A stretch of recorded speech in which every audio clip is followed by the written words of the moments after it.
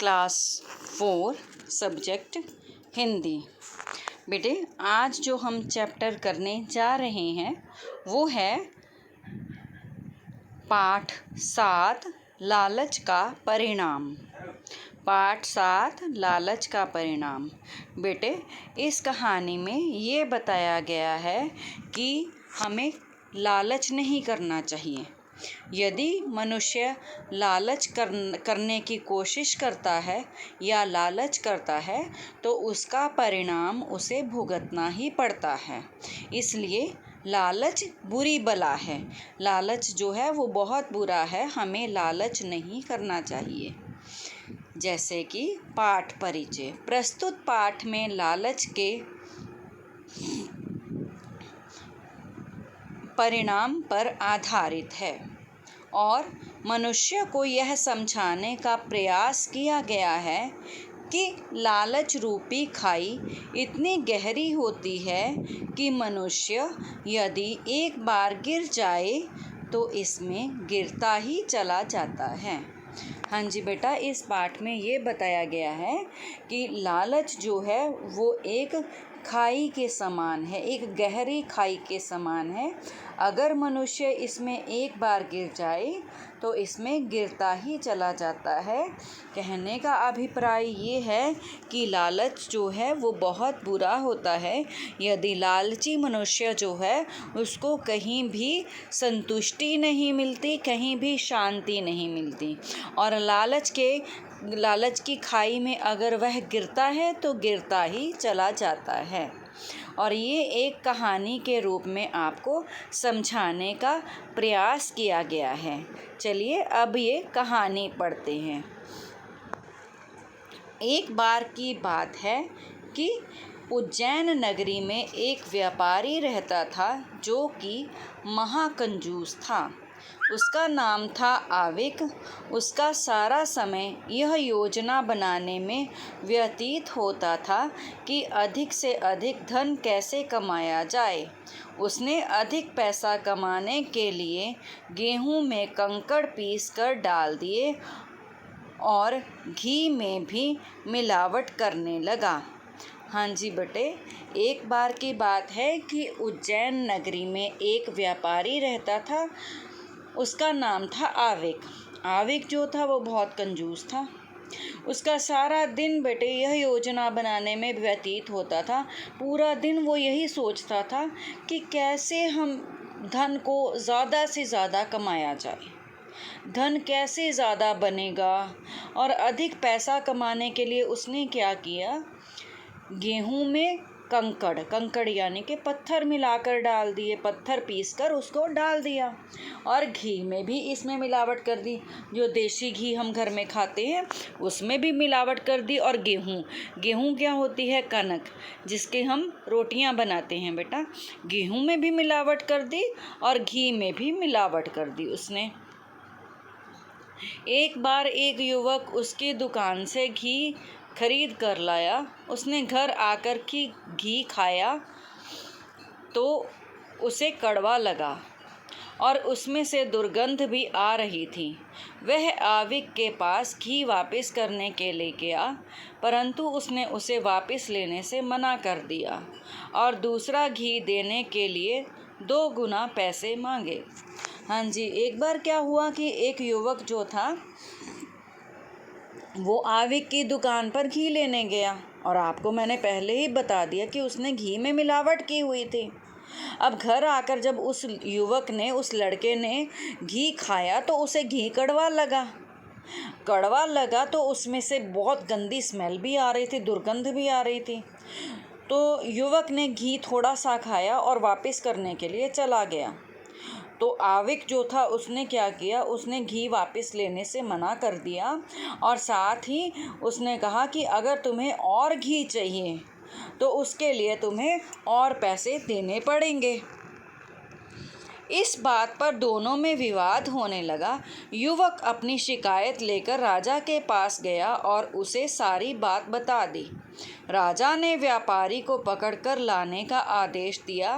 राजा ने स्वयं भी उस घी को चख कर देखा तो उसे भी मिलावट लगी। अब बेटे दोनों में लड़ाई हो गई, दोनों में विवाद हो गया, क्योंकि वो घी वापस करना चाहता था और आविक उसे वापस लेना नहीं चाहता था। और ज़्यादा क्या हुआ कि जब उसने और घी देने के लिए और पैसे मांग लिए, अब दोनों में झगड़ा हो गया, तो युवक ने क्या किया, युवक ने राजा के पास शिकायत कर दी। अब राजा के पास शिकायत करने के लिए वो घी का डब्बा भी अपने साथ लेके गया था।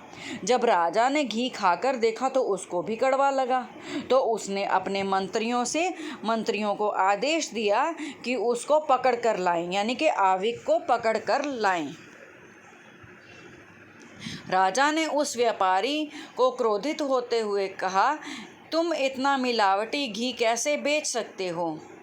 व्यापारी डर गया और पूरी सच्चाई बता दी। उसने राजा से क्षमा की याचना की और भविष्य में ऐसा ना करने के लिए वचन दिया।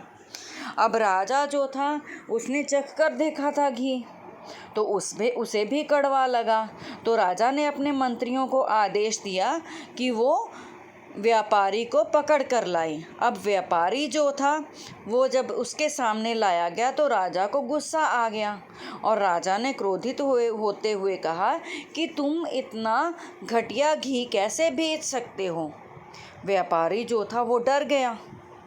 उसको पता था कि अब राजा को गुस्सा आ गया है और राजा मुझे पक्का दंड देगा, सज़ा देगा। तो उसने क्या किया, उसने डर के सारी बातें, जो सारी सच्चाई जो थी वो बता दी कि मैंने गेहूं में भी मिलावट की है, मैंने घी में भी मिलावट की है। उसने सारी बातें जो थी वो राजा को बता दी और साथ ही राजा को बोल दिया कि मुझे क्षमा कर दो, मैं आगे के लिए ऐसा नहीं करूँगा, भविष्य में मतलब आगे मैं ऐसा नहीं करूँगा। राजा ने कहा कि उसने लोगों के जीवन के साथ खिलवाड़ किया है, इसके लिए उसे दंड दिया जाएगा। राजा ने उसे 3 सज़ाएं बताई। पहली सज़ा 100 सोने के सिक्के देने होंगे, दूसरी सज़ा 100 हंटर खाने होंगे और तीसरी सज़ा मिलावटी घी पूरा पीना होगा। अब बेटे राजा जो था वो उसकी क्षमा से, उसकी मिन्नतें करने से प्रभावित नहीं हुआ, क्योंकि बेटा अगर और कोई मतलब प्रजा में से और कोई व्यक्ति यदि उस घी को खा लेता तो उसने बीमार हो जाना था, और अगर कोई बीमार व्यक्ति उस घी को खा लेता तो वो मर जाता। ठीक है ना? तो बेटे आविक ने प्रजा की जीवन के साथ खिलवाड़ किया था, तो इसलिए राजा जो था वो उसको सज़ा देना चाहता था। राजा जो है वो चाहता था कि इसको सज़ा मिले, तो राजा ने उसे दंड देने के लिए उसको 3 सज़ाएं बताई। 3 सज़ाओं में से पहली सज़ा थी कि आविक जो है वो राजा को 100 सोने के सिक्के दे दे, और दूसरी सज़ा ये थी कि आविक जो है उसको 100 हंटर खाने पड़ेंगे, और तीसरी सज़ा ये थी कि घी जो है, जितना घी उसने बनाया है वो सारा उसे पीना पड़ेगा। व्यापारी बहुत लालची था, वह एक भी सोने का सिक्का नहीं देना चाहता था, ना ही हंटर की पीड़ा सहन करना चाहता था। उसने कहा कि वह मिलावटी घी पी लेगा। उसने घी पीना शुरू किया, मगर आधा बर्तन भी खाली नहीं हुआ था कि उसे उल्टियाँ होने लगीं। अब व्यापारी जो था, मैंने आपको बेटे पहले ही बताया कि वो बहुत लालची था। अपने लालच के कारण ही तो उसने मिलावट की थी, ठीक है ना? तो आदत तो जल्दी से छूटती नहीं है।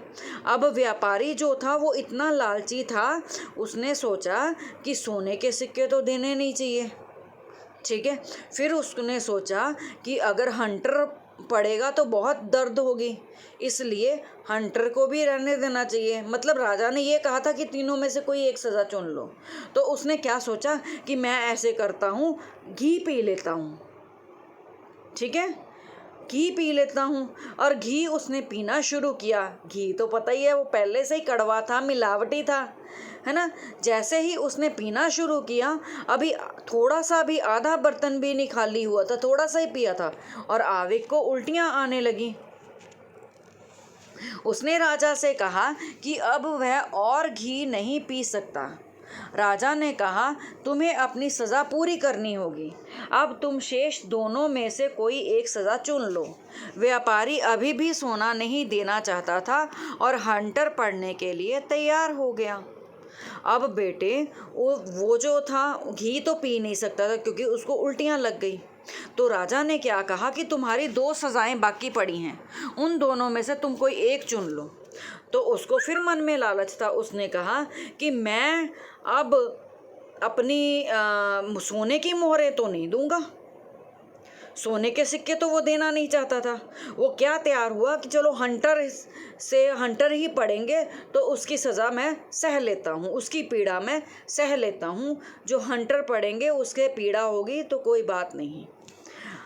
अच्छा जी, उसकी पीठ पर हंटर पड़ने लगे, परंतु कुछ ही समय में वह दर्द से चिल्लाने लगा और शेष हंटर के लिए मना करने लगा। मगर सज़ा अभी समाप्त नहीं हुई थी। अंत में व्यापारी सोने के सिक्के देने के लिए राज़ी हो गया। अब बेटे आपको पता ही होना चाहिए कि हंटर की पीड़ा जो है वो कितनी ज़्यादा होती है।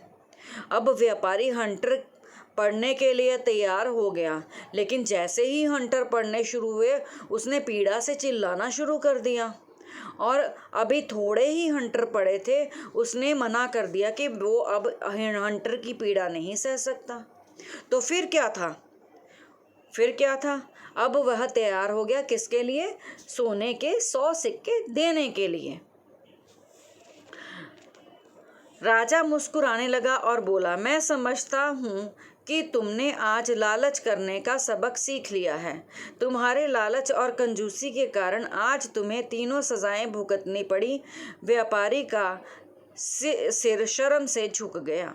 अब बेटे अब जब उसने 100 सोने के सिक्के दे दिए तो राजा जो था वो मुस्कुराने लगा और राजा ने व्यापारी को यह शिक्षा दी कि ये तुम्हारे लालच का ही परिणाम है कि तुम्हें 3 सज़ाएं भुगतनी पड़ी। मैंने तुम्हें 3 सज़ाएं दी थी, तुमने कोई एक सज़ा जो है वो अपने लिए चुननी थी, लेकिन अपने लालच के कारण तुम्हें वो 3 सज़ाएं ही भुगतनी पड़ी। तुम्हें घी भी पीना पड़ा, तुम्हें हंटर की मार भी सहनी पड़ी और अंत में तुम्हें सोने के सिक्के भी देने पड़े और 3 सज़ाएं जो थी वो तुम्हें भुगतनी पड़ी। और व्यापारी जो था उसको अपने किए पर पछतावा हो रहा था, इसलिए उसका सिर जो था वो शर्म से झुक गया। तो बेटे इस कहानी से हमें यह शिक्षा मिलती है कि लालच जो है वो बहुत बुरा होता है। लालच जो है वो बुरी बला है, इसलिए हमें लालच नहीं करना चाहिए।